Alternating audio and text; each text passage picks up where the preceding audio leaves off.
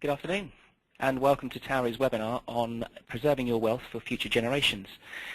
First of all, I'd like to thank everyone for taking time to attend online. I'll shortly be handing over to Dyall, our estate planning expert here at Towery. We expect the presentation to last around 45 minutes, after which we've allowed approximately 15 minutes for your questions. If we don't get back to your individual question in the time that we have, we'll pick this up separately and come back to you with a response on email. So over to you, Ian. Good afternoon, everyone, and thanks for joining us. Today we're going to look at the most effective ways of passing on the assets that you've built up during your life to the next generation, or what at Towery we call estate planning.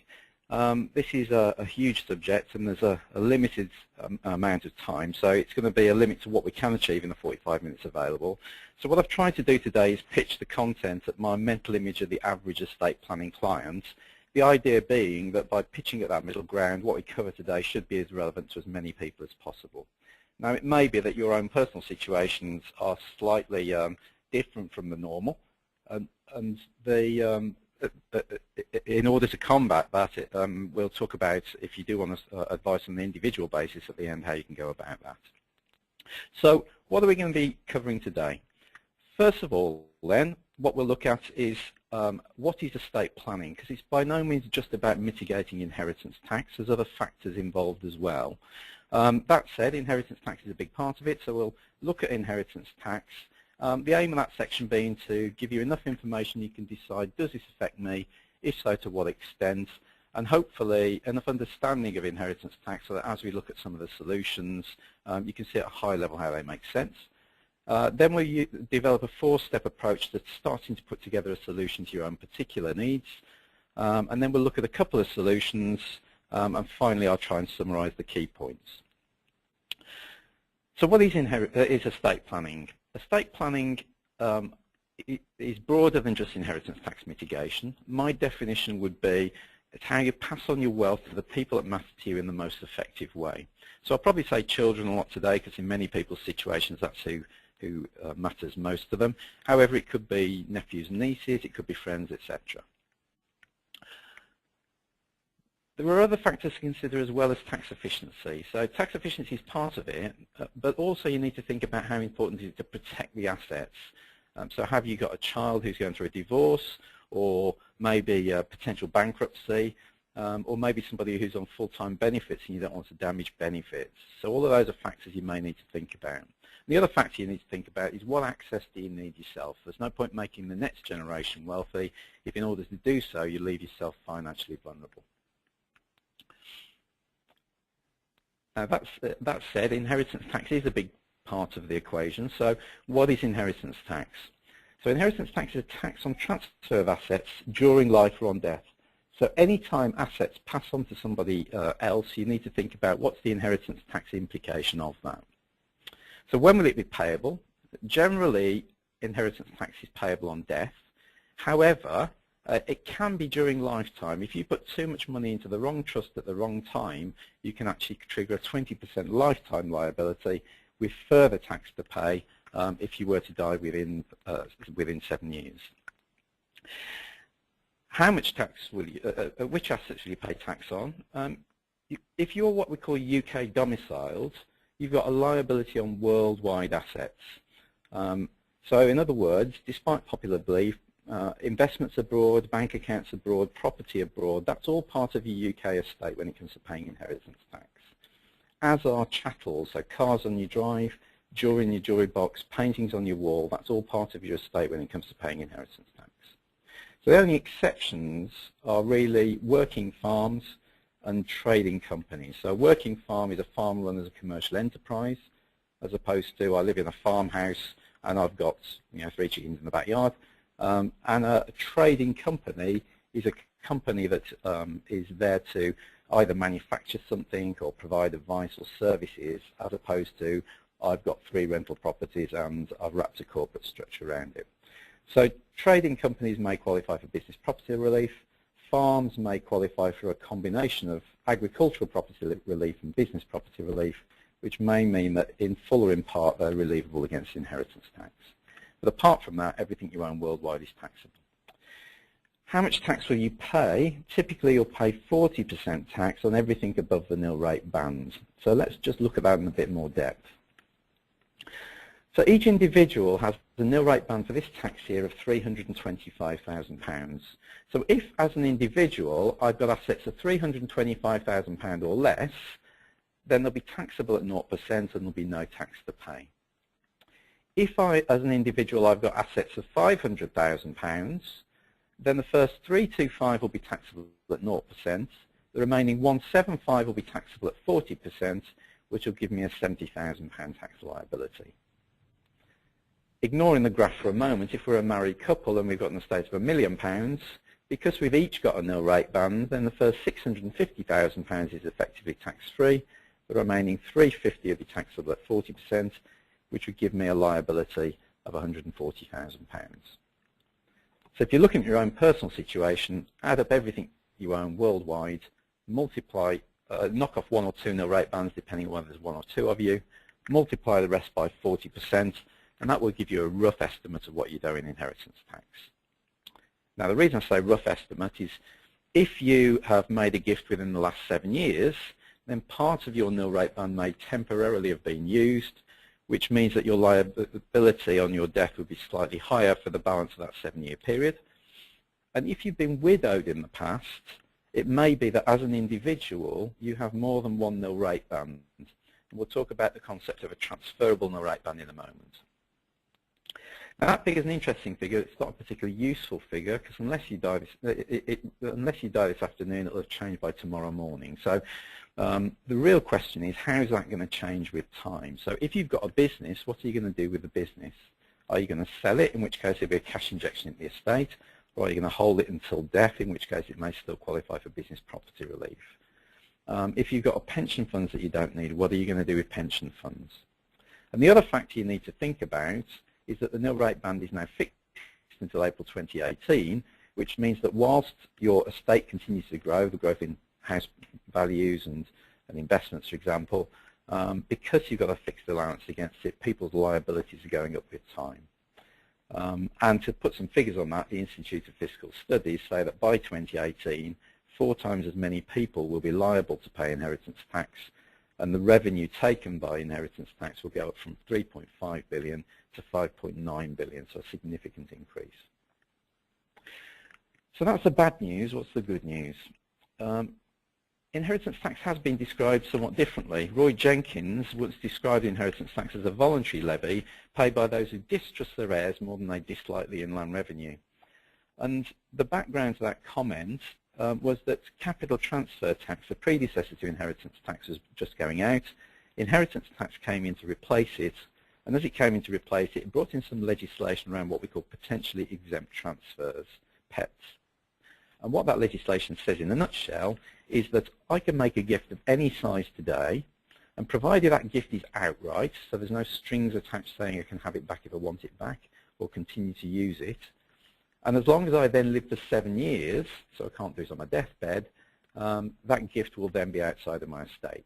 So theoretically I could give everything to my children today, live for 7 years, and as long as that gift is outright, I will have eliminated my inheritance tax liability. But the problem then occurs if I need some money back, because then I need to go cap in hand to their children, and out of the goodness of their heart, they need to give me some money back. And the question he was trying to pose was, how much would you trust your heirs to do that? How much you dislike paying the tax in the first place? Now, in reality, it's not whether you trust your heirs, because many people would trust their heirs to do that. It's whether they could give you the money back. What happens if you give money to your children and they've got divorced, or they've become bankrupt? Or, none of us like to think about this, what happens if your children have predeceased you? So that's the key thing I want you to take away from that slide is, if you make a gift, it's got to be outright, and you've got to live for 7 years before it effectively leaves your estate. Now there are some gifts you can make and they're immediately effective, so they immediately leave the estate, and these are what we call the inheritance tax exemptions. So each individual can make gifts in a tax year of a total of £3,000, and that's immediately outside the estate. And incidentally, once I've used this year's allowance, I can then go back and mop up what I didn't use of last year's allowance, but that's as far back as I can go. I can make as many gifts of up to £250 per different recipient per tax year as I like. Gifts out of normal expenditure, or normal expenditure from income, is an interesting one. I can make a gift of any size, and provided it meets 3 criteria, it will be exempt. So what are the 3 criteria? Firstly, it has to be out of income, not capital. So if I've got £100,000 in the bank or building society, I can give away the interest, that's the income, but I can't give away the £100,000. Number 2, it has to be regular in nature, so it can't be a one-off gift, it has to be annually or more frequently. And number 3, it can't affect your standard of living, so you can't deprive yourself in order to make the gift. So as long as it's out of income, regular in nature, doesn't affect your standard of living, you can give it away. So in effect, you can give away excess income that you don't need. Gifts in consideration of marriage. If your child gets married, each parent can give £5,000, each grandparent £2,500, and anybody else £1,000. Now all of those are going to be done during lifetime. You can't write into your will that you leave money to your daughter when she gets married. That won't work. These gifts can be done during lifetime or written into your will. So any gifts to EU registered charities are exempt, and there is some recent legislation, 2 years old now, that says that if you leave more than 10% of your net estate to charity, so your net estate, broadly speaking, is your estate less the nil rate band.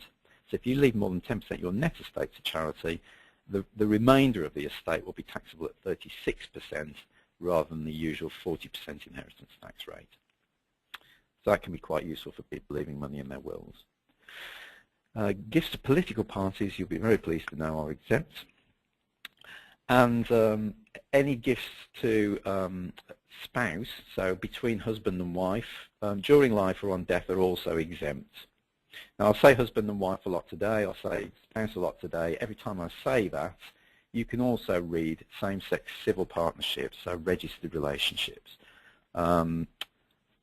So I won't keep saying spouse or civil partner, it gets a bit laborious, but every time I say spouse, you can also read civil partners. Let's look at this concept of a transferable nil rate band. So it used to be the case, let's just imagine that we had a couple with a £600,000 estate, and back in 2007, let's say September 2007, so this is under old legislation, they had a nil rate band of £300,000 each. So theoretically, they should have been able to pass down the whole of their estate to the next generation by using both their nil rate bands. But typically what happened is on the death of the first spouse, all the assets were left to the surviving spouse.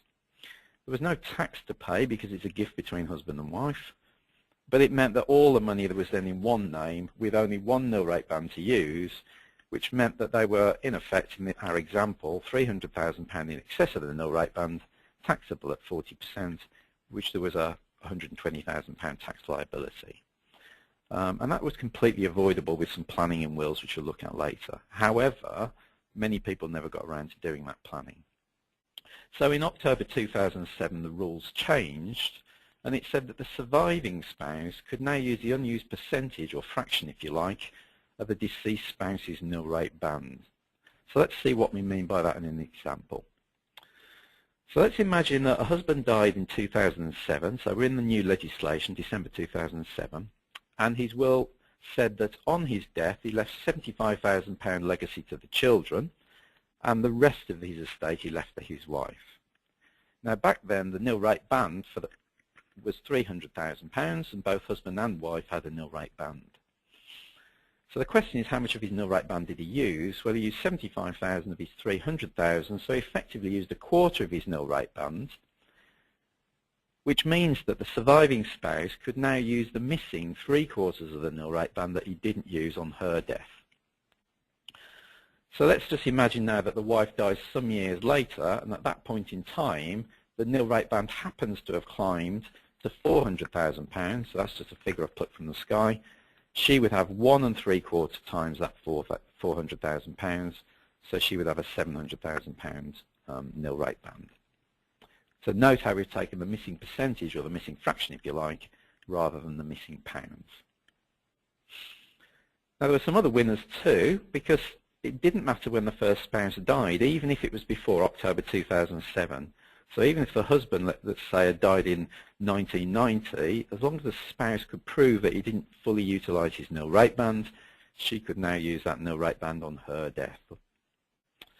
And you can use multiple deceased spouses' nil rate bands, but only up to a maximum of one extra nil rate band. So let's imagine there's a lady's married, her husband dies, he leaves some money to the children utilising half a nil rate band. She could then have 1.5 nil rate bands to use on her death. If she subsequently remarried, and then husband number 2 also died, leaving some money for the children, utilising half his nil rate band, she can take that additional half a nil rate band, so she would then have 2 nil rate bands. If husband number 3 came along, she couldn't go any further because she can only have a maximum of 1 extra nil rate band. So that's our sort of crash course, if you like, on inheritance tax. Let's now start to look at some planning. So the important thing before you start to plan is to get the foundations right. So what are the foundations? First of all, it's essential that you define your goals. And that sounds obvious, but most people haven't really fully thought through who do they want to benefit. Is it children or nephews and nieces? Would you want them to benefit equally if one's doing better than the other? When would you want them to benefit? During life, on your death, once they reach a certain age? Do you need to protect that money in some way? Is somebody like to get divorced or become bankrupt? What access do you need yourself? What income do you need? What capital do you need? How is that going to change with time? So those sort of things need to be answered. Then you need to look at your situation holistically. So if you've got businesses, what are you going to do with businesses? If you've got pension funds you don't need, what are you going to do with your pension funds? Have you got loans outstanding? What are you going to do with those? Once you've looked at that, then you need to think about the solutions need to be built around needs, not products.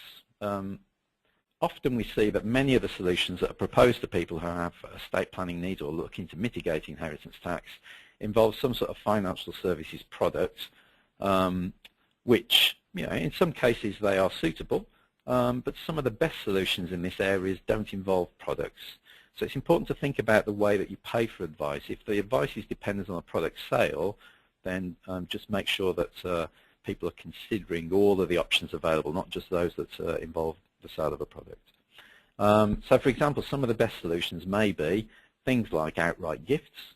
It could be changing your will. It could be deeds of variation, which we'll look at in a moment. Or it could be increased spending, which is often neglected. I'm not saying spend for the sake of it, although it's your money, why not? But what I am saying is many people, when they get to retirement, hold back unnecessarily because it's very difficult to change from the mindset where you've saved all your life and you can see your net worth going up to a point where you feel comfortable spending your capital and seeing your net worth going down, because there's always a nagging doubt at the back of your mind, will I need this money or not? So often cash flow forecasting to show you what money you do need and what money you don't can be useful in giving you a peace of mind to be able to start making gifts. More can be achieved if you plan early. So the earlier you plan, the more flexibility that we can build into that plan. And often with a big estate, it may take time to mitigate all the tax we can. And certainly with the new legislation coming in around pensions, the way in which you take your pension will determine how easy it is to plan with estate planning going forward. So plan early. And finally, whatever you put in place today, you'll need to review it. Tax law changes, family situations change, the size of your estate will change. So it needs to be reviewed on a regular basis to say, is this still achieving what we need to achieve? So those are the foundations. Now, when it comes to mitigating inheritance tax, it's a balancing act, and it's a balancing act between two conflicting objectives. On the one side, maintaining access to the money that you're going to need to maintain your financial security, but on the other side, saving inheritance tax. And as a general rule, the more access you've got, the less tax efficient the solutions like to be, and vice versa. So the question is, or what we're trying to achieve as advisors certainly, is trying to find that optimum balance in each individual client situation between the access they're going to need themselves and the tax savings that we can actually make. And if that means that you end up paying a bit of tax at the end of the day, well, we pay tax every day. It's more important to make sure that you maintain your financial security. There's then a bewildering array of solutions available to start to mitigate inheritance tax. But I would contend that actually when you distill all those solutions down, there's really only 3 things you can do about saving tax. So the first thing you can do is you can make best use of the allowances and the reliefs the taxman gives you. In other words, you keep the same access to your estate, but you just make sure as much of it as possible is covered by the big reliefs, which are nil rate band, agricultural property relief and business property relief. Once you've done that, the next question is to ask yourself, can I afford to reduce the size of my estate? And that could be done by gifting money, or it could be done by spending money. And if it's by gifting, the question is, should it be an outright gift, which is nice and simple, or should we use a trust which can offer some protection of the assets that you're giving away? Now, there's a limit to how much you can give away without leaving yourself vulnerable, so the next step then is to pay the remaining liability, but pay it in a more efficient way. And the way we often do that is to utilise life cover to pre-fund that remaining liability. But note that that's the last step, because we are paying it in a more efficient way, and why pay a liability, albeit efficiently, if we can get rid of it using the other steps. Now, just to finalise things, in many client situations, there's also some quick wins, some initial actions, if you like. So I'm going to use that as the agenda for the rest of the section. So what sort of things do I mean by initial actions? So some of the things that we could be, for example, if you've got a life assurance policy that you took out so that the surviving spouse had enough money to continue to maintain their standard of living if a spouse died, if that's not written in trust, it will pay out into the estate. And therefore, let's say there was a sum assured on death of £100,000, potentially you could lose £40,000 of that directly to the taxman. We can retrospectively write that into a trust. It immediately takes the sum assured outside the estate. The value of the gift is considerably less than the sum assured and is often zero, depending on the type of policy it is. So it's immediately effective, and although you've given up access, it was never going to have any real value until after your death anyway, so does that matter? So that's an obvious example of a quick win. I'm not going to talk about lump sum death benefits and pensions today, the reason being that, as you've probably seen in the press recently, there's new legislation being suggested, which we've not yet got that legislation, which will change the world of pensions and how your pensions can be used for estate planning. So that's a watch this space. But if you have got pensions that you don't need, it's something that probably you should be taking advice on. Creating lasting powers of attorney, this is just a reminder that not everything in the world of estate planning is about saving tax. If you lose capacity to make decisions for yourself, it's important that you've given somebody authority to make those decisions for you. If not, then even your nearest and dearest will need to go to the courts in order to get permission to manage your assets. And that's obviously costly and time-consuming, so it's worth considering a lasting power of attorney. And finally, we're going to look at deeds of variation. So deeds of variation are useful where you've recently inherited some money that potentially you don't need yourself. So let's look at an example on that. Let's imagine that as an advisor I'm speaking to a son who has an inheritance tax liability.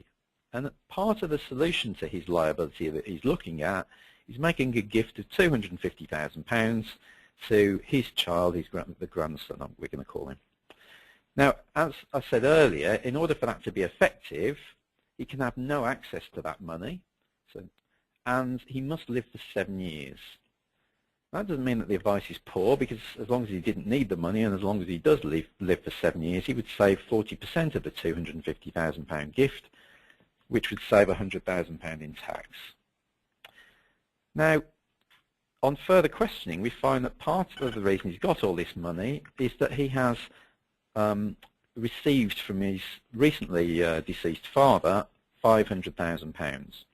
Now, ideally, if we got to the son before his father had died, we could have questioned whether it made sense his dad leaving him that money and suggested that his father skipped a generation and left the money to his children instead, so in other words the grandchildren, rather than to the son, because leaving it to the son has to give it away and then live for 7 years. However, the grandfather has died. It's not necessarily too late, because as long as we get to the son within 2 years of the date of death of his father, we can retrospectively change the father's will after his death. So we can say he didn't want to leave the money to me, he wanted to leave the money to my children instead. And the benefit of that is it's seen as though the grandfather made the gift, and therefore the son doesn't need to live for 7 years. If the son died shortly afterwards, that gift would still be effective at reducing the son's inheritance tax liability. It doesn't do anything for the grandfather's liability. Whether the grandfather leaves his money to the son or to the grandson, the tax bill would be exactly the same. Now, maybe then when we speak to the son says, well, I don't think I need that access to that money, but let's say later on in life I need care, I may need to dip into it. Well, the other option would be to change the grandfather's will, and rather than leave the money directly to the grandson or to the son, to leave it into a discretionary trust, which both the son and the grandson are potential beneficiaries of. So with the permission of the trustees, and the son could be a trustee, he can access the money within that discretionary trust. However, it doesn't form part of his estate for inheritance tax. And as I say, because the grandfather is seen as the one making the gift, even though the son has got access through the permission of the trustees, it's still effective for inheritance tax, and it will work immediately. So if you've received money within the last 2 years that you potentially don't need, you should be considering whether it makes sense to put in place a deed of variation. And it's not just from your father, it could be from anybody, frankly. Now, if we're going to change people's wills after their death, we need to have some safeguards. So as I've already said, it must be executed within 2 years of the date of death of the person you received the money from. And it must be signed by all those who might have benefited from the bit that's being varied. So if that £500,000 was a gift to myself and my brother, then both myself and my brother would need to sign. Both of us would need to be capable of signing, so we've got to be over the age of 18 and of sound mind. And finally, there can be no consideration for money or money's worth. In other words, I can't bribe somebody in order to make that gift. So that's deeds of variation. Let's look at the next step in the process then, so making best use of the allowances and reliefs. And the key ones that you need to concentrate on here are the nil rate bands and making best use of agricultural or business property relief. Now, I'm not going to go into agricultural or business property relief in any detail today because most people haven't got business or haven't got working trading companies or haven't got working farms. And it's a topic in itself, to be honest. But what I will look at is the nil rate band in a little bit more depth. So I'm going to look at an old solution, which is a solution called the Discretionary Will Trust. I'm looking at this solution because many people may have this already in their wills. And the question is it still relevant, or should you be changing your will? And if you've not got a will, or you're about to rewrite it, should you be putting a Discretionary Will Trust into your will? So let's look at a slightly strange scenario to start off with, and then we'll apply it more broadly. So let's imagine we've got a family, husband, wife, and some children.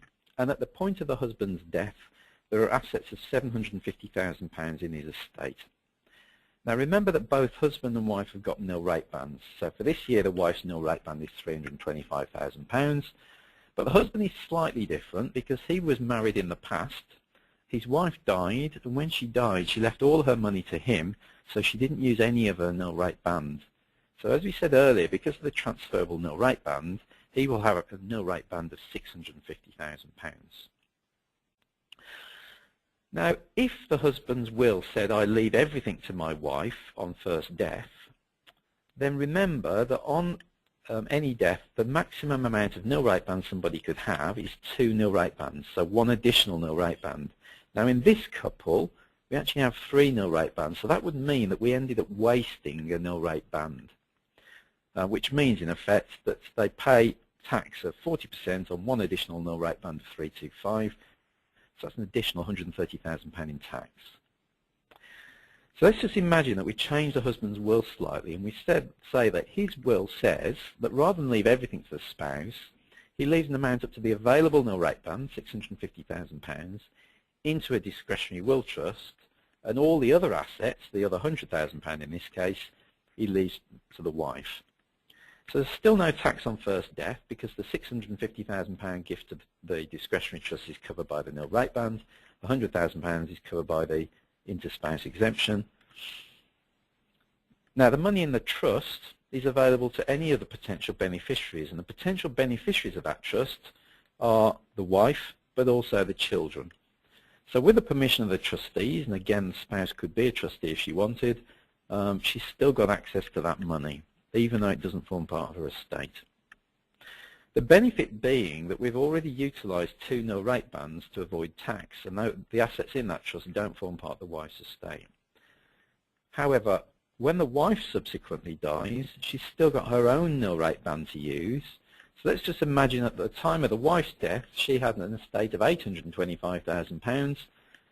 Well, £825,000 less her own nil rate band leaves a balance of £500,000, taxable at 40%, so she'd have a liability of £200,000.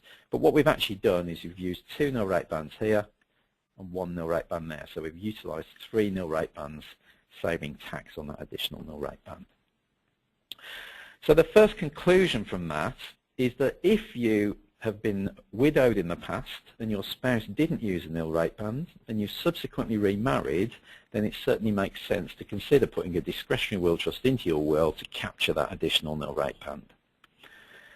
For other people, will it make sense for them to have a discretionary will trust? Well, I would say yes, but for the protective benefits of the trust I keep going on about. So let's see, all those assets in the trust don't form part of the surviving spouse's estate or any beneficiary's estate. So let's imagine that the surviving spouse ultimately then needed care. The local authority can't take that money into account when it comes to calculating the contribution towards care fees. If the surviving spouse remarried, then we can make sure that the money in the trust goes to the original children rather than children of the new marriage. And it may be that even after the death of husband and wife, the next generation choose to leave the money in the trust. Why? Because they can access it with permission of the trustees, and they could be the trustees, but it doesn't form part of their estate for inheritance tax, and if they got divorced, potentially that money is protected, and if they went bankrupt again, potentially that money is protected. So for those protective reasons, it may make sense to have a discretionary will trust in your will. So if you've got one, it's worth keeping. If you haven't got one, it's worth considering putting one into your will. And incidentally, if you, at the time of your death, your trustees decide that it's not worth actually setting up the trust or it's not worth continuing with the trust, if they pay out within 2 years of your death from the trust, it's as though the trust never existed. So in other words, you don't need to use it if you don't want to. The next step then would be to reduce the size of the estate by gifting or spending.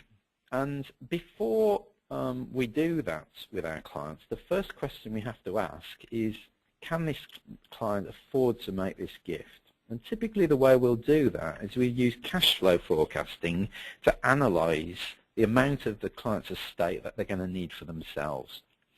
So we will look at what income you're going to need going forward, how that's going to change with time, what capital expenditure you can foresee, and project that forward, taking account of inflation, etc., and look at how much money you're likely to have, not today, but at the point of your death. So we can, whatever that point is, 95, 100, whatever. Once we've done that, we can then stress test that and say, well, it's okay if everything goes to plan, but what happens if the biggest pension earner dies first? Or what happens if one of the spouses needs to go into care? How will we fund care fees? How will that impact on the position? If there's still some money left at the point of death, then we can answer the final question, which is how much could they give away today and everything still go wrong, so care fees needed, etc., without leaving themselves vulnerable. So we're putting some science behind how much can this person safely give away.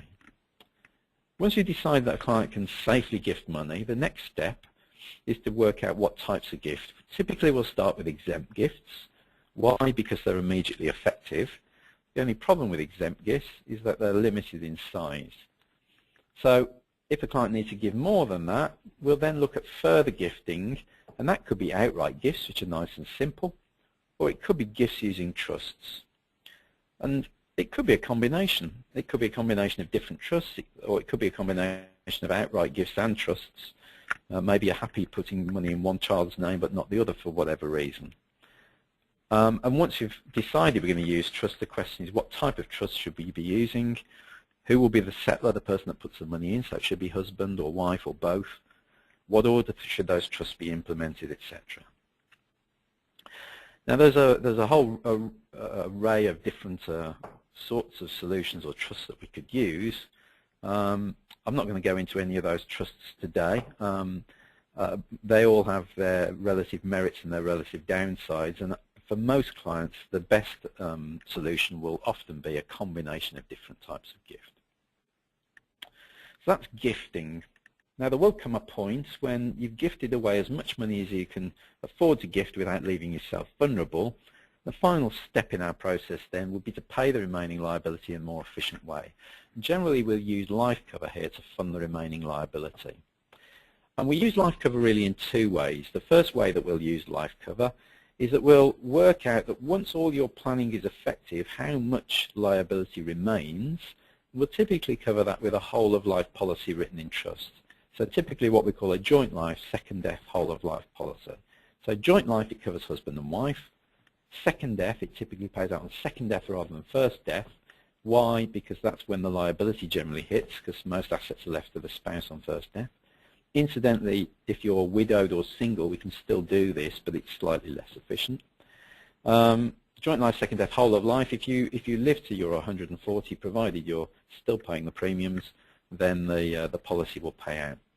We write it in trust. Why? Again, to take that sum assured outside the estate, but also it means that the sum assured can be paid out prior to probate, which is useful because, generally speaking, inheritance tax has to be paid before probate is granted, and probate has to be granted before the rest of the assets are released, which may be the assets that you need to pay the inheritance tax. So there's a bit of a cash flow issue. That's a bit black and white because some assets, such as property, for example, can be paid in instalments, but many people are forced into a position where they have to take out a loan to pay inheritance tax, which is then repaid after probate's granted, which can be costly and inconvenient. By using a whole of life policy in trust, money is available prior to probate to pay the liability. The other way we use life cover is that if during your lifetime you make gifts in excess of the nil rate band, then the gift up to the nil rate band will have the impact of reducing your nil rate band to nil for the remainder of the 7 years. But the gift in excess of the nil rate band will create a liability for the recipient of the gift. And their liability actually reduces with time. So there's no, if you make a gift of less than the nil rate band, there's no tax saving for 7 years. If it's greater than the nil rate band, then the recipient of the gift will have a liability, and their liability reduces with time. So often what we'll do to make sure that the recipient of that gift can spend the money without having to worry about paying a tax bill if you were to die within 7 years, we'll often insure the donor of the gift for the balance of that 7-year period on a reducing basis, so that the recipient is able to utilize the money, maybe wrap it up in a property, for example. So that's a sort of overview of the 4 steps. What are the key things to take away? First of all, plan early. The earlier you plan, the more effective that planning can be, and the easier it is to plan, frankly. It doesn't mean you have to take radical steps early on or put too much money beyond your reach, but you need to be thinking early. I would say the optimum time is at the time you take your pension, because the way you take your pension can affect the ease of planning. If you're beyond that age already, it's never too late. There's always something we can do, but the earlier you plan, the better. Define your goals. Who do you want to benefit? When do you want them to benefit? What do you want them to benefit from? Income, capital, both? Do you need to protect the money in some way? What access will you need yourself? So all of these are questions you need to be thinking about. Look at the whole picture. So if you've got business assets, what are you going to do with your business assets? If you've got a farm, what are you going to do with that? If you've got a pension that you don't need, how are you going to utilize that pension? Systematically look at all the options. We will look at all of the options available, not just through ourselves, but but through other professionals as well. So if we feel that you should be speaking to solicitors and working with and amending your wills, we'll point that out and either work with your own professionals or put you in touch with people we know that can do the job. Be sensible. I mean two things by that. Is it really sensible to give away all your assets and hope that your children can give you them back if you need them? We've already talked about what happens if your children divorce, what happens if they become bankrupt, what happens if they predecease you, or what's most likely is they'd probably wrap it up in a mortgage or a property. How would they then release those assets if they needed to? So that's the first thing I mean by be sensible. The second thing I mean by be sensible, there's a phrase in the industry, don't let the tax tail wag the investment dog. Don't go into investments that you would otherwise steer well clear of if it were not for the tax saving. And there's a lot of them in this area you need to be careful of. So AIM portfolios, BPR portfolios, EISs, all of these are attractive because they qualify for business property relief after 2 years. So they look like a quick win. The problem with them is that the reason they qualify for business property relief is you're investing in small companies. And obviously, if you invest in small companies, the risk increases. I'm not saying they're not suitable for people, but you need to understand which ones you're getting involved with and pick the right ones. We do have an analyst here who analyzes the market and chooses which ones we're happy with, which ones are not. But you need that level of research if you're going to get involved in those sort of products. Review regularly. Whatever you put in place today will need to change. Tax law changes, nil rate bands change, the size of the estate will change, your family situation will change, so it needs to be reviewed. And finally, take advice. As you can probably see, this is a complex area and it involves a lot of, it interacts with many other areas. So you need to find somebody who's comfortable in this area, not all advisors are, and take advice. You'd be surprised if you do how much you can actually mitigate in terms of inheritance tax without leaving yourself financially vulnerable. So those are key points I wanted to go through today. In a second we'll open up to questions. So while my team are sort of opening up or analysing the questions that have come up, so let me just hand back over to Paul just to see what questions have come in. Thanks very much, Ian. Okay, so we have a number of questions. I'll do the first one. It's around a gentleman who's asked about, in recent years, he's made certain investments in the names of his grandchildren and has received the income from these investments. And the question is whether he has made an effective gift or if he has retained possession of the investments. Right. If you make a gift on behalf of your grandchildren, it depends on how that gift is treated by yourself. If it's seen as an irrevocable gift, that's the key. Now, if you've continued to receive the income yourself and spend that, then that suggests that that gift was not irrevocable, and it's what we would call a reservation of benefit, so it is likely to still be seen as part of your estate. So what sort of evidence would the taxman be looking for? First of all, that the income is either gifted to the children or retained within the products for the children.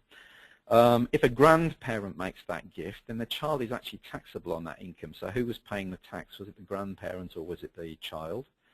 And often we'd suggest that it's supported at the time you make the gift with a letter to the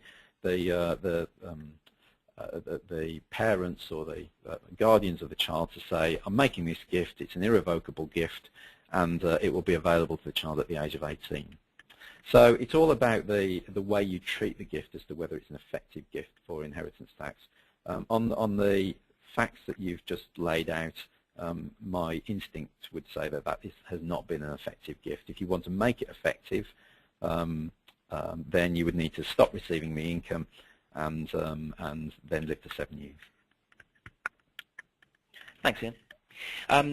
A couple of questions around what sort of costs are associated with this type of financial planning.